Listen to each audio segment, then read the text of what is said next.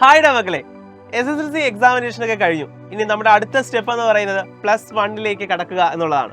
So +1 കടക്കുന്ന ഏതൊരു മക്കളുടെയും മനസ്സിലേക്ക് ഓടിയെത്തുന്ന ഒരു ഡൗട്ട് ഉണ്ട്. ഫസ്റ്റ് അവരുടെ ഡൗട്ട് എന്ന് പറയുന്നത് ഏത് സബ്ജക്ട് എടുക്കണം എന്നതായിരിക്കും.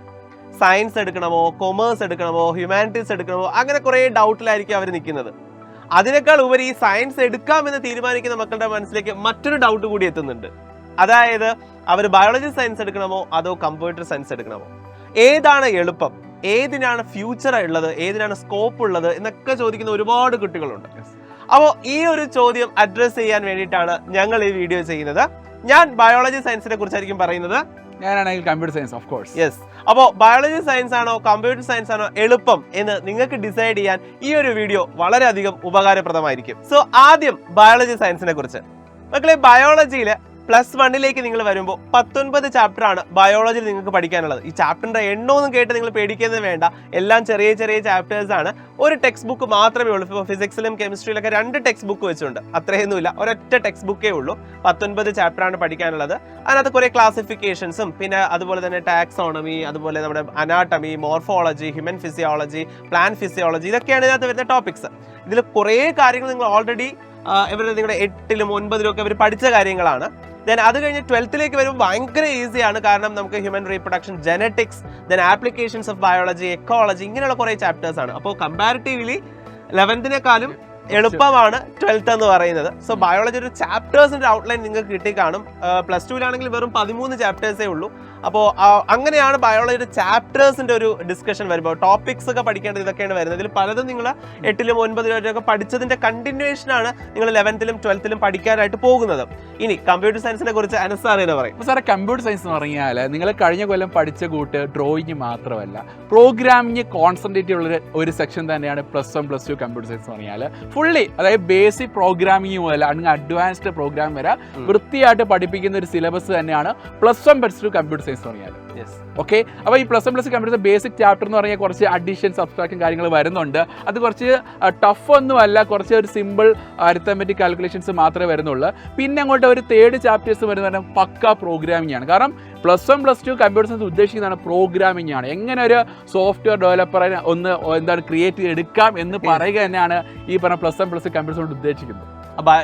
സ്വാഭാവികമായിട്ടും ഒരു കമ്പ്യൂട്ടർ സയൻസിൽ പഠിക്കുന്ന കുട്ടി ഇനി ഒരു സോഫ്റ്റ്വെയർ മേഖലയിലേക്ക് വരാനും കൂടി എങ്ങനെ പോകാം, കാരണം ഒരു ഫ്രണ്ട് എൻഡ് ഡെവലപ്പർ, എങ്ങനെ ഒരു ബാക്ക് എൻഡ് ഡെവലപ്പർ ആകാം എന്നുള്ള കാര്യങ്ങൾ വിശദമായിട്ട് പറയുന്ന സെക്ഷൻ തന്നെ നമ്മുടെ +1 +2 കമ്പ്യൂട്ടർ സയൻസിലുണ്ട്. യെസ്. അപ്പോൾ നമ്മളിപ്പോൾ സബ്ജക്ട് നോളജ് അല്ലെങ്കിൽ സബ്ജക്റ്റിനകത്ത് എന്താ പഠിക്കാനുള്ളത് അതാണ് നമ്മളിപ്പോൾ ഡിസ്കസ് ചെയ്ത് നിങ്ങൾക്ക് പറഞ്ഞു തന്നത്. ഇനി ഓഫ് കോഴ്സ് അടുത്ത ചോദ്യം എന്ന് പറയുന്നത് നമുക്ക് അഡ്രസ് ചെയ്യാനുള്ള നെക്സ്റ്റ് ക്വസ്റ്റ്യൻ സ്കോപ്പ് അല്ലെങ്കിൽ ഫ്യൂച്ചർ ആണ്.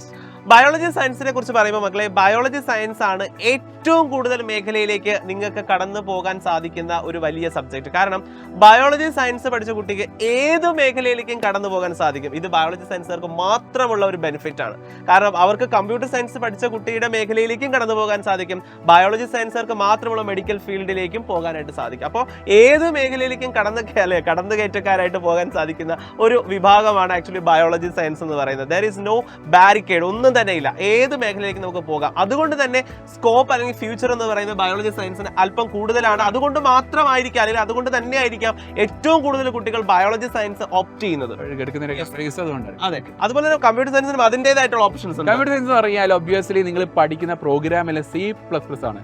ഒരു C++ പഠിക്കുന്ന ഒരാൾക്കെന്ന് പറഞ്ഞാലോ മറ്റുള്ള ഏത് പ്രോഗ്രാം അല്ലെങ്കിൽ വൃത്തിയായിട്ട് അല്ലെങ്കിൽ ഈസി ആയിട്ട് പഠിക്കാൻ പറ്റും. കാരണം ഈ പൈത്തൺ എന്ന് പറയുന്ന പ്രോഗ്രാം ലാംഗ്വേജ് ഉണ്ട്. അത് നമുക്ക് ഈ +2 കഴിഞ്ഞ് പഠിക്കുകയാണെങ്കിൽ കാരണം ഒരു ഈസി വേയിലുള്ള ഒരു ലാംഗ്വേജ് ആണ്. അപ്പോൾ അത് ഈ C+ പഠിക്കുകയാണെങ്കിൽ വളരെ പെട്ടെന്ന് അത് പഠിച്ച് ക്യാച്ച് എടുക്കാൻ പറ്റും. പിന്നെ ഒരു ഡ്രോബാക്കും കൂടെ ഉണ്ട് ഈ കമ്പ്യൂട്ടർ സയൻസ് എടുക്കുകയാണെങ്കിൽ. അതായത് ഡ്രോബാക്ക് എന്ന് പറഞ്ഞാൽ വലിയ ഡ്രോബാക്ക് ഒന്നും അല്ല. ഈ ഒരു +1 +2 CS എടുക്കുകയാണെങ്കിൽ ഒരു CS ഫീൽഡിൽ മാത്രമേ അല്ലെങ്കിൽ CS ഫീൽഡ് എന്ന് പറഞ്ഞാൽ കാരണം ഒരിക്കലും ബയോ സയൻസ് ഫീൽഡിലോട്ട് പോകാൻ പറ്റത്തില്ല. ഓക്കെ, ഫിസിക്സ് കെമിസ്ട്രി എടുക്കാൻ പറ്റും, പക്ഷേ വേറെ ഫീൽഡിലോട്ട് പോകാൻ പറ്റില്ല. എഞ്ചിനീയറിംഗ് ഫീൽഡ് ഇപ്പോൾ കൂടുതലും കമ്പ്യൂട്ടർ സയൻസ് പോകുന്നത് എനിക്ക് തോന്നുന്നു, അല്ലേ സാറേ? അതെ, എഞ്ചിനീയറിംഗ് ഫീൽഡിലേക്കാണ് കൂടുതലും പോകുന്നത്. BTech CS, BTech AA അങ്ങനെ പല ഓപ്ഷൻസ് ഒക്കെ ഉണ്ട് കേട്ടോ. യെസ്. അപ്പോൾ ആ ഒരു മേഖല അങ്ങനെ നിന്ന് നോക്കിക്കഴിഞ്ഞാലും ആ സബ്ജക്ട് ഇഷ്ടപ്പെടുന്ന ഒരാൾക്ക് അതിൻ്റെതായിട്ടുള്ള മേഖലകളും സ്കോപ്പും കാര്യങ്ങളും. അപ്പോൾ ഈ ഒരു ടോപ്പിക്സ് നമ്മൾ ഡിസ്കസ് ചെയ്തപ്പോൾ നിങ്ങൾക്ക് മനസ്സിലായ ഒരു കാര്യം എന്ന് പറയുന്നത്, ഒന്ന് പഠിക്കാനാണെങ്കിൽ രണ്ടിലും കണ്ടന്റ് ഉണ്ട്. അല്ലാതെ രണ്ടും ഈസിയോ അല്ലെങ്കിൽ ഡിഫിക്കൽട്ടോ ഒന്നും നമുക്ക് അങ്ങനെ പറയാൻ പറ്റില്ല. രണ്ടിലും അതിന്റെ രണ്ട് തരത്തിലുള്ള അപ്പൊ രണ്ടിലും പഠിക്കാനുള്ള കണ്ടന്റ് ഉണ്ട്, പഠിക്കാനുള്ള കാര്യങ്ങളുണ്ട്. കാര്യങ്ങളുണ്ട്. നിങ്ങളിപ്പോ കമ്പ്യൂട്ടർ സയൻസിൽ പുതിയൊരു ലാംഗ്വേജ് നിങ്ങൾ ഇംബൈബ് ചെയ്യാൻ പോവുകയാണ്. നിങ്ങൾ ഇതുവരെ 10th ക്ലാസ് വരെ പഠിച്ച Yes, ഡിഫറെന്റ് ലാംഗ്വേജ് ആയിരിക്കും. അതെ അതെ. അപ്പൊ അങ്ങനെ ഒരു കാര്യം നിങ്ങൾക്ക് മനസ്സിലായി കാണും. എന്നാൽ സ്കോപ്പ് നോക്കുകയാണെങ്കിൽ രണ്ടിനും ഉണ്ട് എന്ന് നമുക്ക് വേണമെങ്കിൽ പറയാം അല്ലെ. അതെ. ബയോളജി സയൻസിനും അതിൻ്റെതായിട്ടുള്ള ലെവലിലുള്ള കാര്യങ്ങളുണ്ട്, കമ്പ്യൂട്ടർ സയൻസിനാണെങ്കിലും അതിൻ്റെതായിട്ടുള്ള മേഖലകളുണ്ട്. അപ്പോൾ ഇതൊന്നും അല്ല ഇവിടുത്തെ ഡിസൈഡിങ് ഫാക്ടർ എന്ന് പറയുന്നത്. ഇവിടുത്തെ ഡിസിഷൻ നിങ്ങൾ എടുക്കാൻ പോകുന്നത് ഒരൊറ്റ കാര്യത്തിന്റെ ബേസ് ചെയ്തായിരിക്കും, ദാറ്റ് ഈസ് യുവർ ഇൻട്രസ്റ്റ്. നിങ്ങൾക്ക് ഏത് സബ്ജക്റ്റിനോടാണ് താല്പര്യം കൂടുതൽ, അത് ബയോളജി സയൻസിനാകാം, കോഡിംഗ് താല്പര്യമുള്ള CS എടുക്കാം, യെസ് അത് കമ്പ്യൂട്ടർ സയൻസിനോടും ആകാം. അപ്പൊ ഏതാണോ നിങ്ങളുടെ താല്പര്യം, ഏത് സബ്ജക്റ്റിനോടാണോ നിങ്ങൾക്ക് ഇഷ്ടം, ആ മേഖലയിൽ പോയിട്ട് മാത്രമേ കാര്യമുള്ളൂ. ഇപ്പോൾ ബയോളജി ഇഷ്ടപ്പെടുന്ന ഒരാള് കമ്പ്യൂട്ടർ സയൻസിലേക്ക് വന്നിട്ട് ഒരു കാര്യമില്ല. അതൊരു കമ്പ്യൂട്ടർ ഇഷ്ടപ്പെടുന്ന ഒരാൾ ബയോളജി സയൻസിൽ വന്നാൽ എന്നും കരഞ്ഞുകൊണ്ടേയിരിക്കും ബയോളജി പാടാണെന്ന് പറഞ്ഞിട്ട്. സോ അതുകൊണ്ട് നിങ്ങൾക്ക് ഏതാണോ ഏറ്റവും കൂടുതൽ ഇഷ്ടപ്പെടുന്നത്, ഏത് സബ്ജക്റ്റിനോടോ നിങ്ങൾക്ക് പഠിക്കാൻ താല്പര്യം, ഇൻട്രസ്റ്റ്, ആ സബ്ജക്ട് ചൂസ് ചെയ്യുക. സോ ഈ ഡിസിഷൻ മേക്കിംഗ് പ്രോസസ് വളരെ ഈസി ആയിട്ട് തന്നെ നിങ്ങൾക്ക് ചെയ്യാൻ സാധിക്കട്ടെ. നിങ്ങൾ സയൻസ് ആണ് എടുക്കുന്നതെങ്കിൽ നമുക്ക് ലൈവ് ക്ലാസ്സുകളിൽ കാണാം.